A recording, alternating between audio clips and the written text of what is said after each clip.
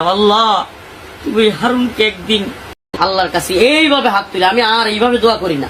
আসসালামু আলাইকুম। ডিবি হারুন এবং আয়নাঘর, এই দুটো জিনিস যে কত ভয়ঙ্কর আজকে আমরা মাওলানা রফিকুল ইসলাম মাদানির মুখ থেকেই শুনবো। এবং আমার মনে হচ্ছে আজকের এই গল্পটি হবে এই পর্যন্ত আয়নাঘর থেকে বেরিয়ে আসা যতজন মানুষ তাদের গল্পগুলো শুনিয়েছে তার মধ্যে সবচেয়ে নির্মম এবং সবচেয়ে বড় এবং সবচেয়ে ভয়ঙ্কর গল্প হতে যাচ্ছে এটি। প্রিয় দর্শক, কোথাও যাবেন না, মাওলানা রফিকুল ইসলাম মাদানির মুখ থেকেই তার সাথে ঘটে যাওয়া ঘটনার বিবরণটা আপনারা শুনুন।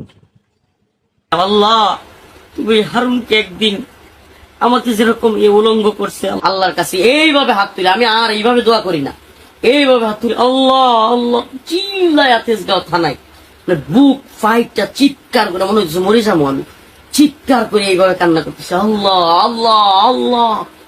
এক পর্যায়ে থানায় যারা 2টা-2:30টার সময় ছিল সবগুলো 2-1টা অফিসার আমার সাথে কান্না শুরু করছে।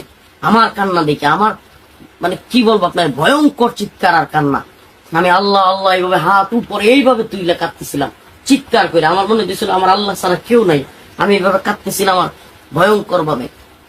তো সিহেরি পর্যন্ত আমি তাহাজ্জুদ পড়ছি আর কান্না করছি, সিহেরি পর্যন্ত তাহাজ্জুদ পড়ছি আর কান্না করছি, চিৎকার করে কান্না করছি একের পর এক কাঁদতেছিলাম আর একটা দোয়া করতেছিলাম, আল্লাহ তুমি হারুনকে একদিন আমাকে যেরকম উলঙ্গ করছে আল্লাহ আল্লাহ, আমি একটু বাড়ায় বলতেছি আল্লাহ তুমি এমন করে দিও আল্লাহ, আল্লাহ তুমি এই হারুন এবং তারা যারা করছে আল্লাহ এদেরকে তুমি এইভাবে লাঞ্ছিত করো আল্লাহ, তুমি সব ক্ষমতার মালিক আল্লাহ, এরা কেউ কিছু করতে পারে না, তুমি সব করতে পারো। আমি খালি চিল্লাই দোয়া করতেছিলাম, জোরে জোরে দোয়া করতেছিলাম। ওরা এক পর্যায়ে অল্পই তো ইমান আছে, মানে মুসলমানের সন্তান যেগুলো, এগুলো আপনার ভয় পেয়ে গেছে কিছুটা। আমি ওদের চোখে মুখে আতঙ্ক দেখছি। একটা লোক বাসা থেকে খাবার নিয়ে আসছে, যে এসআইটা রাত্রে কিন্তু ডিউটিতে একজন এসআই থাকে, মামলার দায়িত্বে থাকে। তো এই এসআইটা কান্না করা শুরু করছে, সে সেহেরি খাওয়ার জন্য কিছু খাবার আনছে, সে সেহেরির সময় হয়ে গেছে খাইতে চায় না।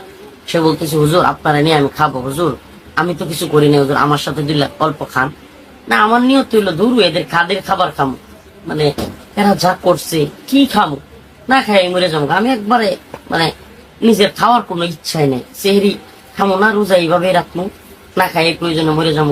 মানে এরকম আমার খালি আল্লাহর দিকে এইভাবে, এই যে দেখেন এইভাবে হাত, হাত কিন্তু নিচে না দোয়া, এইভাবে এইভাবে মাথা উপরে দিয়ে এইভাবে আল্লাহ আল্লাহ আল্লাহ, চিৎকার উপরে চিৎকার, মানে আওয়াজ এত চিৎকার থানা পুরা আমার থামাইতে পারতেছে না। এরপরে ওরাও 1-2 জন কান্না হয়ে গেছে। তো এরা এক পর্যায়ে মানে একটু ঘাবড়াই গেছে। এক পর্যায়ে ও ফোন দিছে, ওরা আবার সিসি ক্যামেরা আপনার ফোনে ভিডিও থাকে, মানে সিসি ক্যামেরা কিন্তু মোবাইলে দেখা যায়।